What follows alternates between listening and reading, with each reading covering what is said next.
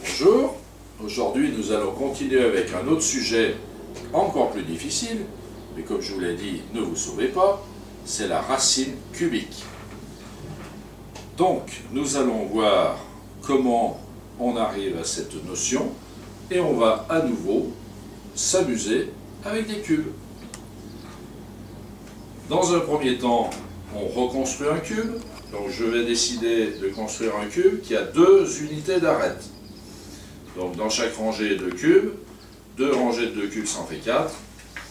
Et comme on va avoir 2 étages, j'ai utilisé 2 x 2 x 2, c'est-à-dire 2 au cube, et ça fait bien 8 cubes.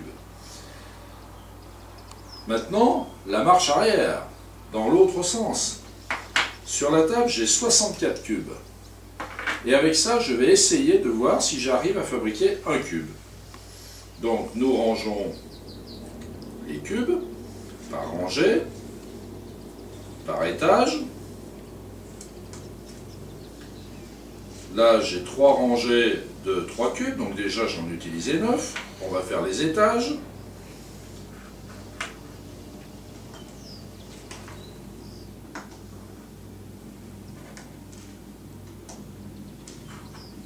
Deuxième étage et troisième étage pour que ce soit bien un cube, puisqu'il faut autant d'étages que de rangées et que de cubes par rangée.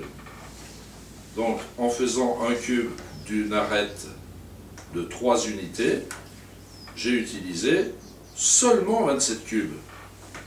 Et il m'en reste encore un énorme tas sur la table. Jusqu'où irons-nous? Nous continuons.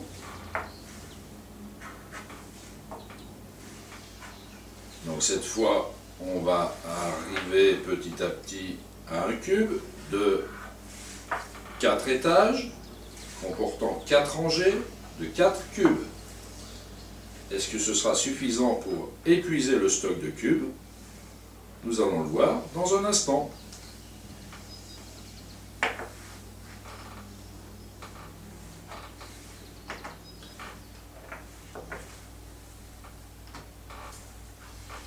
Les rangées sont finies, mais il manque un étage. Puisque un cube, nous le rappelons, a toujours 3 dimensions identiques que l'on appelle des arêtes. Et cette fois, eh bien, nous constatons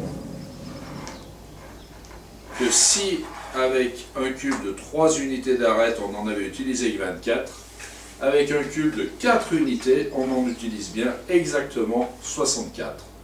C'est impressionnant. Donc, on va forcément écrire le calcul. C'est la moindre des choses.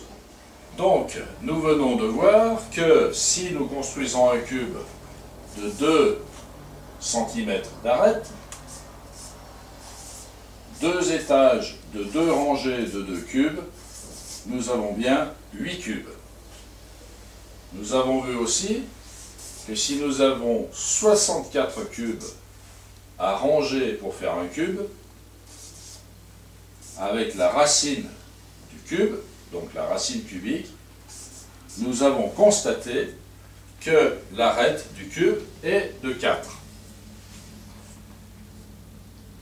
Comme pour la racine carrée, une autre écriture plus facile à manipuler dans des calculs compliqués,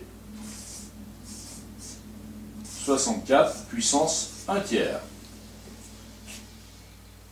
Pour chaque racine, on peut remplacer par cette écriture avec une fraction dont le numérateur est 1 et le dénominateur correspond au rang de la racine.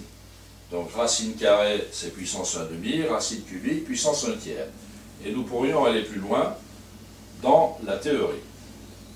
Nous avons vu aussi que si nous avons un cube de 1 décimètre cube, son volume est de 1000 cm3. Donc, la racine cubique de 1000 est bien égale à 10. Ce qui nous permet d'écrire le schéma suivant. Si nous portons avec un cube de 10 cm d'arête, que nous construisons le cube, donc on met au cube, j'obtiens 1000 cm3, et pour faire la marche arrière, si j'ai 1000 petits cubes d'1 cm sur la table, pour fabriquer le cube parfait, j'aurai à utiliser la racine cubique de 1000, qui me donnera l'arête du cube, c'est-à-dire 10. Voilà, merci, à bientôt.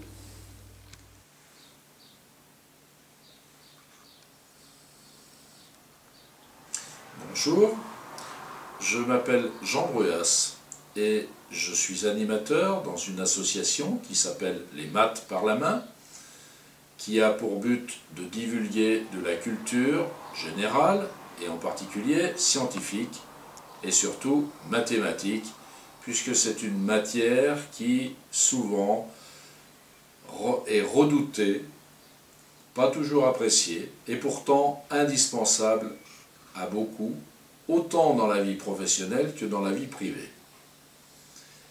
Nous proposons des journées de formation sur mesure, des ateliers conférences et toutes sortes d'interventions susceptibles de convenir à chacun. Par quelques petites animations que vous pourrez suivre, vous retrouverez la méthode qui permettra à chacun de comprendre à quoi servent les maths. Vous trouverez notre adresse mail au bas de cette petite vidéo. Si vous souhaitez nous aider, si vous pouvez nous aider par des contacts, nous serions heureux que vous puissiez le faire. Merci et à bientôt.